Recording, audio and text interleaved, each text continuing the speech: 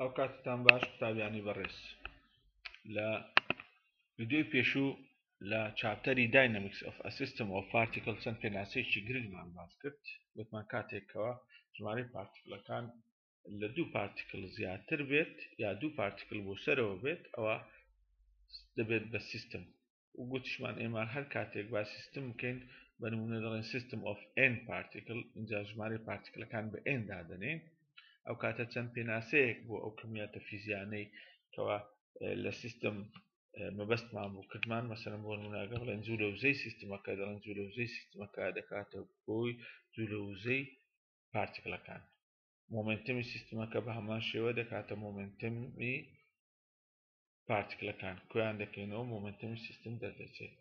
ئەنگولەر مۆمنتم بە هەمان شێوە و زۆر پێناسەی تریش هەیە کەوا لە سیستم بە شێوازی جیا هەیە گوتمان ئێمە ئەگەر سیستممان هەبێت ئەو کاتە پۆزیشنێکمان هەیە پێ دەڵێن پۆزیشن ئۆف دە سنتەر ئۆف ماس لە بۆ سیستمەکە velocity of the center of mass مان هەیە کە دەتوانین ڕاستەوخۆ لە پۆزیشنی وەرگین ئەگەر داتاشراوی وەرگین و لە هەمان کاتدا acceleration of the center of mass مان هەیە و ئەگەر ماسی سیستمەکانی شەموو بەیەکەوە بکەینەوە ئەمە پێ دەڵێن total mass of the system ئەمە کورتکراوەی چاپتەری یان بەشی یەکەمی چاپتەری 5 بوو ئەمڕۆ بەردەوام دەبین لە بابەتی system of particles یان dynamics of a particle ئەمجارە دێین باسای هاوچێشەی دووەمی نیوتن دەکەین لە بۆ سیستمێک کەوا لە n پارتیکل پێکات بێت لە ویدیۆی پێشتر گوتمان ئەگەر سیستمێکمان هەبێت لە دوو پارتیکل پێکات یا لە سێ پارتیکل پێکات بێت ئەو کاتە هاوچێشەی نیوتن شێوازەکەی دەگۆڕێت و شێوازەکەشمان لە سلایدەکان نیشاندا بەڵام ئەمڕۆ باسی ئەوەی دەکەین هاوچێشەی نیوتن بۆ پارتیکڵێک لە ناو سیستمەکە بزانین چی لێبێ بۆ نمونە ئەگەر ئەمە سیستمێکمان وەرگرت لە سێ پارتیکل پێکات بێت وەکو لێرە لە وێنەکەدا دیارە پارتیکڵی 1 پارتیکڵی 2 پارتیکڵی 3 وەر پارتیکڵێک ئەمە external فۆرسێکمان هەیە کە پێی دەڵێن F1 ئەوە external فۆرسە لەسەر پارتیکڵی 1 F2 external فۆرسە لەسەر پارتیکڵی 3 و لە هەمان کاتدا ئێمە internal فۆرسمان هەیە بینی پارتیکڵەکان مثلەن F12 لەگەڵ F21 یعنی 1 لەگەڵ 2 F13 لەگەڵ F31 یعنی پارتیکڵی یەکەم لەگەڵ پارتیکڵی سێم ئەمانە یان F23 لەگەڵ F32 ئەمانە پێیان دەڵێن internal force بەڵام F1 و F2 F3 پێیان دەڵێن external force کاتە ئێستا وەکو لە وێنەکەدا دیارە ئەگەر هاتوو بین باسی پارتیکڵی یەکەم بکەین بڵێن چەند هێستە کار دەکاتە سەر پارتیکڵی یەکەم دیارە F1 F12 F13 یعنی external forceێک لەگەڵ دوو internal force بەنسبەت پارتیکڵی دووەم بە هەمان شێوە دوو هێز کار دەکاتە سەر پارتیکڵەکە سێ هێز یعنی دوو internal force لەگەڵ external forceێک بەنسبەت پارتیکڵی سێم بە هەمان شێوە باش ئەگەر ژمارەی پارتیکڵەکان بووە 4 پارتیکڵ ئەو کاتە جگە لە external فۆرسەکە سێ internal فۆرسمان دەبێت بۆ هەر پارتیکڵێک یعنی بۆ نمونە ئەگە بڵێن چەند هێز کار دەکاتە سەر پارتیکڵی دووەم دەڵێن F2 ئەو external فۆرسە کۆ F21 کۆ F23 کۆ F24 یعنی internal فۆرسێک زیاد دەبێت بە هەمان شێوە بۆ پارتیکڵی یەکەم و بۆ پارتیکڵی سێم کاتە بە شێوەیەکی گشتی ئەگە بین بڵێن Newton's second law for each particle بۆ هەر پارتیکڵێک مەسەلەن بۆ پارتیکڵی I in a system of n particles ئەو کاتە دەتوانین بڵێن F1 ئەو external فۆرسەکەیە F2 ئەمە external فۆرسەکەی ئەگە پارتیکڵەکە ژمارە 2 بێت Fi ئەگەر پارتیکڵەکە ژمارەی دیار نەبێت و بەنسبەت internal فۆرسەکان دەتوانین بڵێن summation Fij j لە یەکەوە دەست پێ دەکات تا n کاتە ژمارە ئەو هێزانی کار دەکەنە سەر پارتیکڵەکە لێرە دەبێتە Fi کۆ سەمیشنی Fij یەکسانە بە MI مەسەلەن بۆ نمونە ئەگە پارتیکڵی یەکەممان هەبی دەڵێن F1 کۆ F1J j دەگۆڕێت دەبێتە 2 3 بۆ شێوە تا ژمارە n M1 I1 بۆ پارتیکڵی دووەم دەبێتە F2 کۆ سەمەیشنی F2J یەکسانە بە M2A2 بە هەمان شێوە کەواتە ئەم هاوکێشەیە پێمان دەڵێ هاوکێشەی دووەمی نیوتن بۆ هەر پارتیکڵێک بۆ یەک پارتیکڵ لە ناو سیستمێک کە لە N پارتیکڵ پێکاتوە ئەگەر هەردوو لای هاوکێشەکە کڕۆس R بکەین بزانە هاوکێشەی سەرەوە بزانە هەردوو لای هاوکێشەکە لە لای چەپەوە کڕۆس R کراوە دەبێتە RI کڕۆس FI زائد لێرەش RI کڕۆس FI جێ یەکسانە بە RI کڕۆس MI AI جا بۆ ئەوی دڵنیابین کە ئەو هاوکێشانە دروستن دەتوانین جاریشتر پاسەدانی بکەینەوە یان ساغی بکەینەوە ئەگەر سەمەیشنیان وەرگرین لەسەر I summation و هەموو پارتیکڵەکان summing over all the elements یان all the particles ئەو کاتە بۆمان دەردەکەوێت کە سەمەیشنی FI دەکاتە MIAI ئەمەش شتێکی بەدیهیە یان سەمەیشنی RI cross FI کە دەکاتە زەبر دەکاتە سەمەیشنی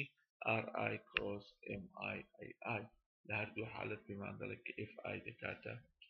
MIAI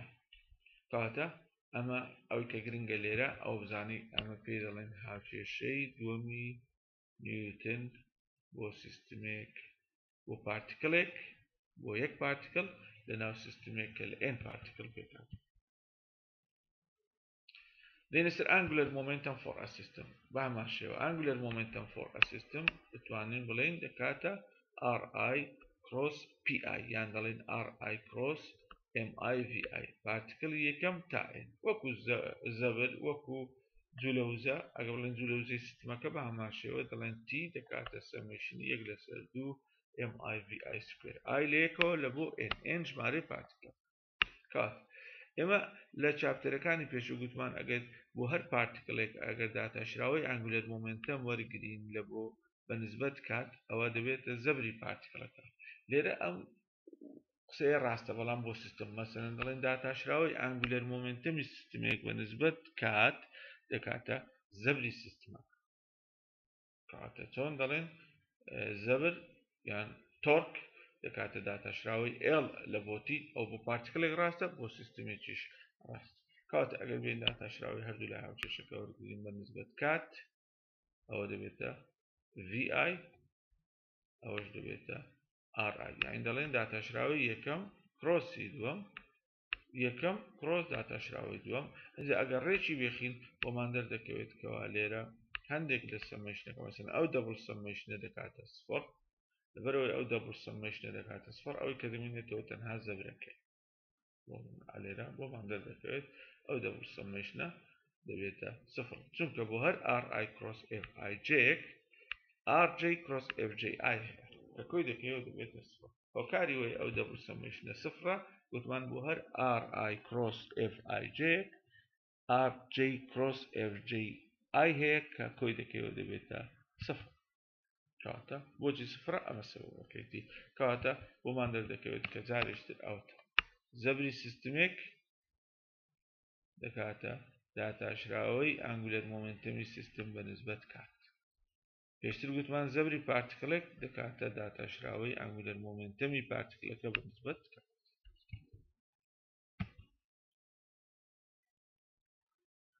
show that example باوەرگرین show that the angular momentum for a system is وەڵە بسەلمێنە angular مومنتەمی سیستمێک دەبێتە دوو بەش angular مومنتەمی سیستمێک دەبێتە دوو بەش بەشێکیان پێ دەڵێن angular مومنتەمی center of mass بەنسبەت origin ئەو بەشی یەکەم بەشی دووەمیشیان پێ دەڵێن angular مومنتەمی پارتیکڵەکان بەنسبەت center of mass ئێمە لە atomic physics angular مومنتەمەکە پێ دەڵێن orbital part لەگەڵ spin part بەشی یەکەم پێ دەڵێن orbital part of angular momentum ئەوشان پێ دەڵێن spin part of angular بۆ سەرماندنی ئەوە پێویستیمان بە ئەنگولەر مومنتەمی سیستمەکە هەیە بە شێوەیەکی گشتی لێرە دەبێت ئەو وێنەیە بەکاربێنین اینجا ئەو وێنەیە بە دوو شێواز ئەمە دائیمەن باسی دەکەین بزان R1 ئەمە پارتیکڵێکە پارتیکڵێک لە سیستمەکە باوەرگرین بۆ هەموو پارتیکڵەکان ئەو وێنەیە دووبارە دەبێت R1 پێ دەڵێن ئەنگولەر مومنتەمی یان پێ دەڵێن پۆزیشنی پارتیکڵی یەک بە نسبەت ئۆریجن گوتمان هەر هەموو سیستمەکە سنتر ئۆف ماسێکی هەیە پێ دەڵێن پۆزیشن ئۆف دە سنتر ئۆف ماس کەواتە لێرە ئەم سامە سۆرە پێ دەڵێن پۆزیشنی پارتیکڵی یەکەم بە نسبەت سنتر ئۆف ماس کە پێ دەڵێن R1 داش گوتمان هەر داشێک مەبەستمان لێرە with respect to the center of mass یعنی بە نسبەت center of mass بزان وێنەکە دووبارە دەکەمەوە ئەگە بێنەوە سەیری ئەو وێنەیە بکەین جاریشتر لێرە پارتیکڵێکمان هەیە ماسەکەی M1 ئەوە پۆزیشنی پارتیکلەکەی R1 بە نسبەت سنتر بە نسبەت ئۆریجن بۆ هەموو سیستمێک ئێمە پۆزیشنی سنتر ئۆف ماسمان هەیە پێ دەڵێن R سنتر ئۆف ماس کەواتە لێرە ئەم سامە سۆرە پێ دەڵێن پۆزیشنی پارتیکڵی یەکەم بە نسبەت سنتر ئۆف ماس جا ئەو وێنەیە بۆ خێراییش دەبێت مەسەلەن بۆ نمونە ئەگەر ئەوە پارتیکڵی یەکەم بێت M1 بێت ئەو ئەگەر M1 بێت ئەگەر لێرە V1 دانین ئەوە دەبێتە velocity of particle 1 relative to the origin ئەوە دەبتە V center of mass پێ دەڵێن velocity of the center of mass چونکە سیستمەکە هەر هەمووی velocity of the center of mass هەیە ئەوش دەبێتە V1 dash یعنی دەبێتە velocity of particle 1 relative to the center of mass یعنی دەبێتە خێرایی پارتیکڵی یەکەم بە نسبەت center of mass کات ئەو وێنەیە چ بە V وێنەی بچێشین چ بە R یان زۆر جار پێویستیمان بە R هەیە لێرە چکە لێرە لە هاوچێشەکە پێویستیمان بە R و بە V هەیە کەواتە پێویستە هەردوو وێنەکە بزانین کەواتە ئەوەی کە گرنگە لێرە لە هاوچێشەکە لێرە سەیرکەین ئەنگولەر مومنتەم خۆی دەکە RI cross MI VI کەواتە لێرە ئێمە RI دەتوانین ئەمە بۆ پارتیکڵ یەکەم وایە بەڵام بۆ ئێستاکە بڵێن R1 دەڵێن دەکاتە R center of mass کۆ R1 dash لە وێنەکە دیار کەواتە RI لێرە RI دەکا R center of mass کۆ RI dash وەکو لێرە نووسرا R center of mass کۆ RI dash بە هەمان شێوە ئەگە بڵێن V1 دەکاتە V1 dash کۆ V center of mass یان V center of mass بزان ئەو دوو ڤێکتۆرە کۆ دەکەینەوە ڕەساسیەکە لەگەڵ سۆرەکە ڤێکتۆرە کەسکەتە دەبێت کەواتە VI لە وێنەکە دیارە VI بۆ هەر پارتیکڵێک بەڵێن دەکا VI dash کۆ V center of mass وەکو گوتمان RI و VI ئەمە پۆزیشن و ڤیلۆسیتیە بە نسبەت ئۆریجن ئەمە پۆزیشن و ڤیلۆسیتیە بە نسبەت center of mass RI dash و VI dash کەواتە ئەگە بین لە جیاتی RI بنووسین RI dash کۆ R center of mass و لە جیاتی VI بنووسین VI dash کۆ V center of mass ئەوە لێرە کرۆسمان هەیە کەواتە دوو کرۆس دوو ئەو دەبێتە چار تێرم لەو چار تێرمەی کە هەیتمان لەوانە دویان ڕێک دەبێتە سفر ئەوەی کە دەمێنێتە دوو تێرمە ئەو دوو تێرمەی کە باسمان کرد ئەنگولەر مومنتەم دەبێتە دوو بەش لە بۆ سیستمێک یەکیان پێی دەڵێن ئەنگولەر مومنتەمی center of mass angular momentum of the motion of the center of mass ئەو پێی دەڵێن orbital part ئەوی تریشیان پێی دەڵێن angular momentum of the motion about the center of mass ئەو پێی دەڵێن spin part کەواتە angular momentum دەبێتە دوو بەش وەکو لە ئێگزامپڵەکە دەڵێ show that the angular momentum for a system is equal to two parts بە هەمان شێوە ئەگەر بێنە سەر kinetic energy for a system لێرە ئەمە پێویستیمان بە هەمان وێنە هەیە ئەگە سەیریکەی ئەمە وێنەکە لێرە دووبارەمان کردەوە بە نسبەت V وێنەکەمان نووسی ئەو جارە کەواتە لێرە V1 تواندومان هەیە یعنی V1.V1 کەواتە V1I دەکاتە چ گوتمان V1I دەکاتە V center of mass کۆ V1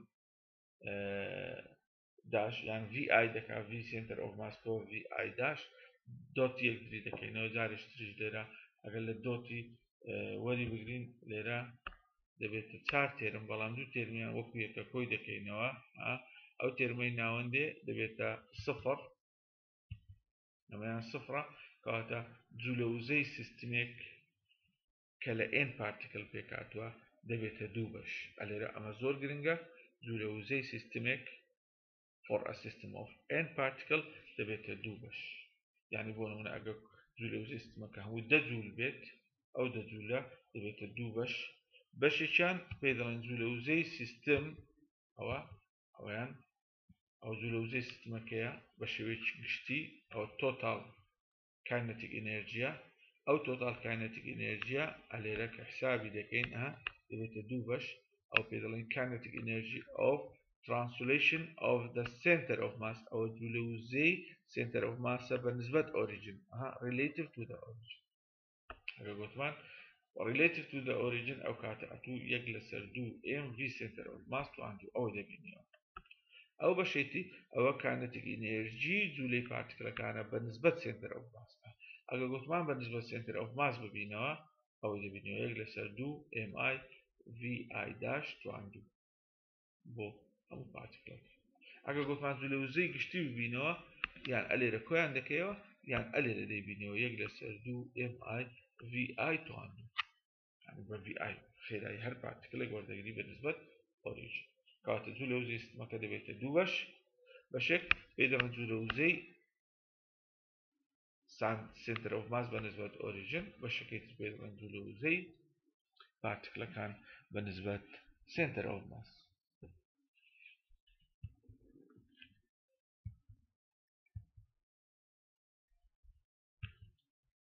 relative motion and reduced mass بۆ نمونە ئەگەر ئێستا ئەمە سیستمێکمان هەبێت لە دوو پارتیکل پێکات بێت لێرە پێناسەیەکی گرنگ هەیە کە پێ دەڵێن reduced mass بۆ نمونە ئەوەیان ئەوە پێ دەڵێن F12 پێ دەڵێن M1 A1 F21 پێ دەڵێن M2 A2 ئەمە لێرە ئەگەر هاوکێشەی 2 نیوتن لە بۆ هەردوو سیستمێکمان هەیە لە دوو پارتیکل پێکاتوە مادەم لە دوو پارتیکل پێکاتوە کەواتە internal forceمان هەیە لێرە F12 لەگەڵ F21 لێرە ئەگەر وا دابنێنکەوە ئەمە ئەو دوو پارتیکل external forceەکان لەسەری دەکاتە سفر کەواتە بە ئاسانی لێرە دەتوانین بسەلمێنینکەوە 1/μ دەکاتە 1/m1 کۆ 1/m2 ئەمە پێ دەڵێن reduced mass ئەمە پێناسەی reduced mass کە پێ دەڵێن یان میو دەڵێن دەکاتە M1 جاران M2 لەسەر M1 کۆ M2 ئەمە شێوازێکی ترە لە بۆ پێناسەی reduced mass کەواتە بە ئاسانی ئەمە دەتوانین لە هاوکێشەی 2 نیوتن لە بۆ سیستمێک لە دوو پارتیکل پێکاتوە دا لێرە motion of two interacting bodies یان two body problem مەبەست لێرە ئەگەر سیستمێکمان هەبێت لە دوو پارتیکل پێکات بێ زۆر بە ئاسانی دەتوانین بسەلمێنین کەوا ئەم two بۆدیە دەتوانین بکەینە یەک بۆدی یعنی one body two body دەتوانین ببێتە one body یعنی two body problem دەبێتە one body problem یعنی هاوکێشەی دووەم نیوتن لە بۆ سیستمێک کە لە دوو پارتیکل پێکات بێت چی بەسەر دێت ئەوش بە ئاسانی ئەگەر وا دابنین سیستمێکمان هەیە لە دوو پارتیکل ئەوە r center of massمان هەیە لە بۆ سیستمێک کە لە دوو پارتیکل پێکات بێت ئەمە پێناسەی r center of mass position of the center of mass لە بۆ سیستمێک کە لە دوو پارتیکل پێکات بێت لە هەمان کاتدا لە بۆ سیستمێک کە لە دوو پارتیکل پێکات بێت کەوا دەزانین center of mass یان دەکەوتە نێوان یعنی r center of mass دەکەوتە نێوان ئەو دوو پارتیکلە ئەگەر وا دابنین کەوا center of mass دەکەوێتە origin کەواتە وا دابنین ئەو پارتیکلە دەکەوێتە لەگەڵ ئەو پارتیکلە ئەو center of mass وا دابنین دەکەوێتە origin ئەو کاتە وێنەکەمان تقریبا شێوەی وێنەکە بۆ شێوەی لێ دێت یان یەک لە پارتیکلەکان دەکەوێتە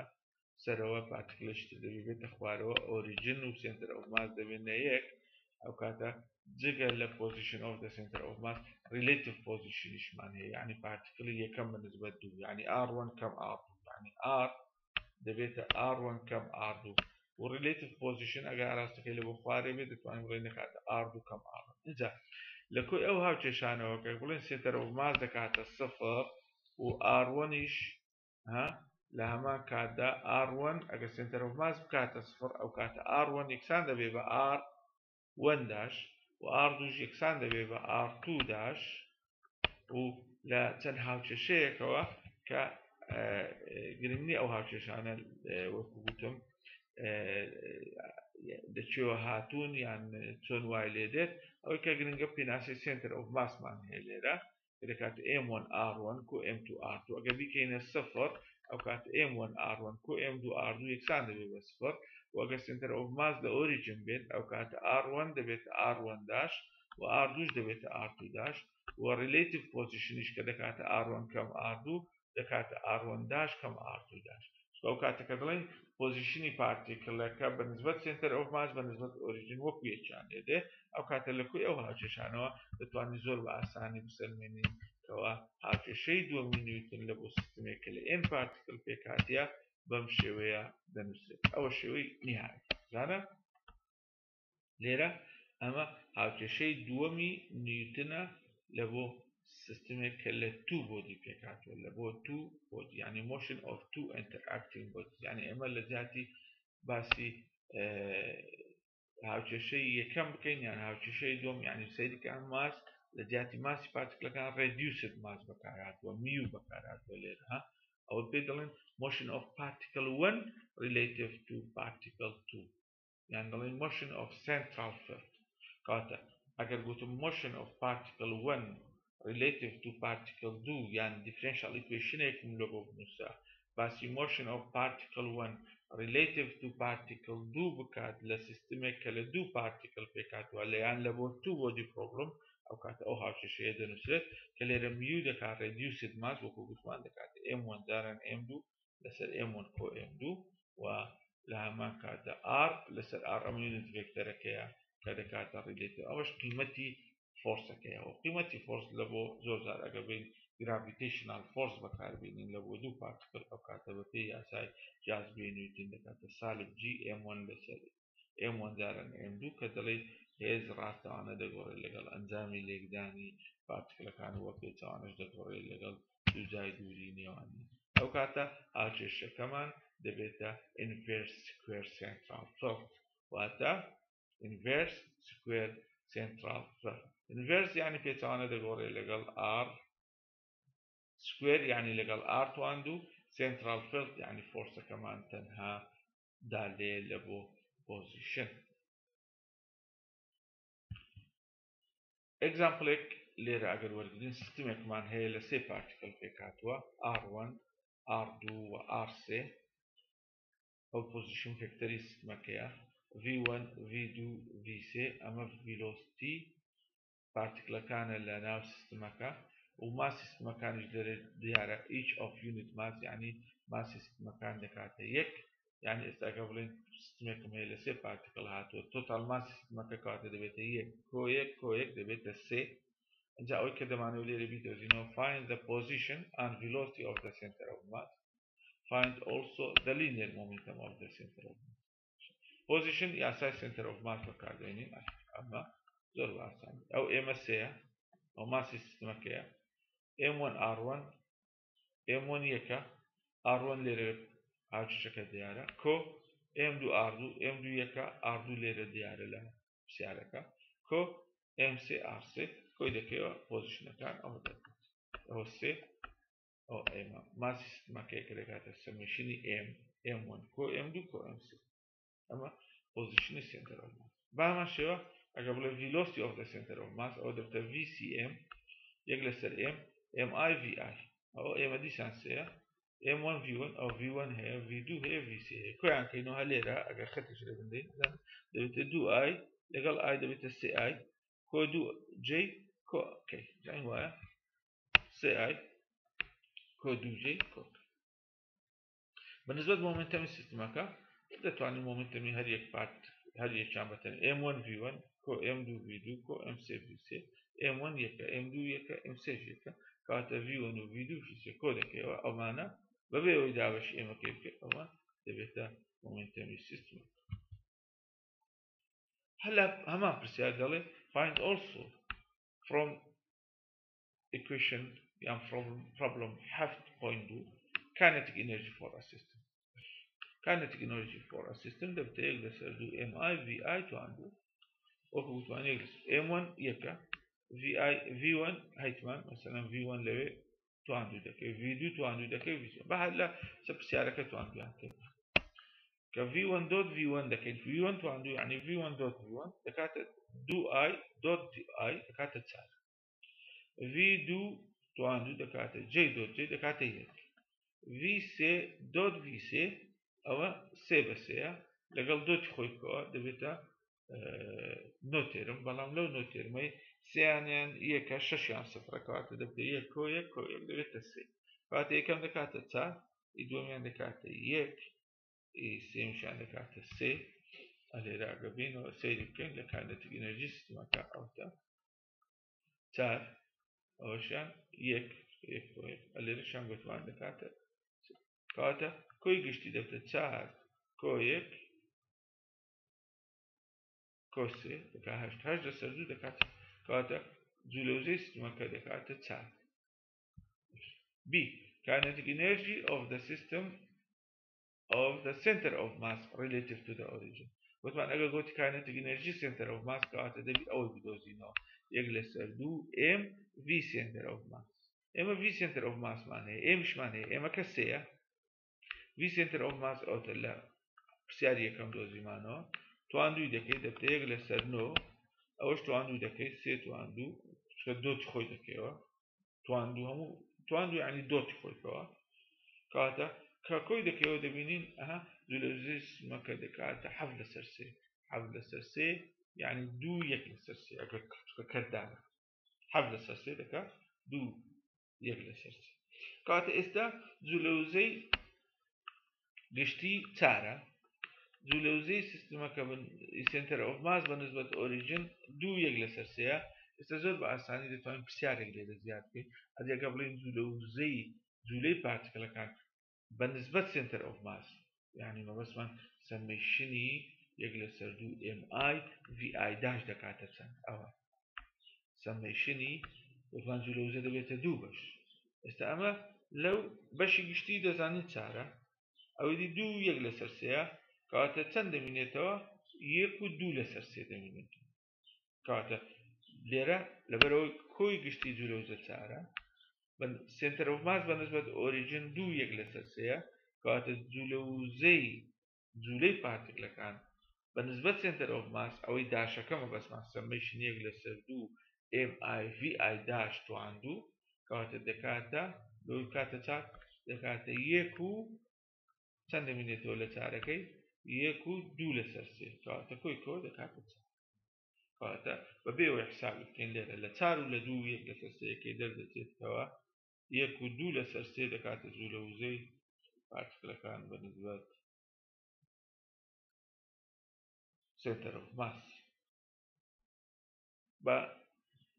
angular momentum of the system کەواتە angular momentum سیستەمەکەش دەکاتە سەمیشنی ri cross mi vi و لێرە بە هەمان شێوە دەتوانین ئەوە حساب دەکەین ri mi vi یعنی r1 cross m1 v1 یعنی r1 cross v1 دەکەین r2 cross v2 r3 cross v3 کۆی دەکەینەوە ئەو دەبێتە angular momentum سیستەمەکە کە ڤێکتەریشە چکە angular momentum کەمیەکی ئاراستەدارە لە فیزیکا و لێرە دەتوانین بڵێن angular momentum سیستەمەکەش دەتوانین بکەینە 2 بەش هەر بەشێکیش لەو 2 بەشە لە پرسیارەکە بدۆزین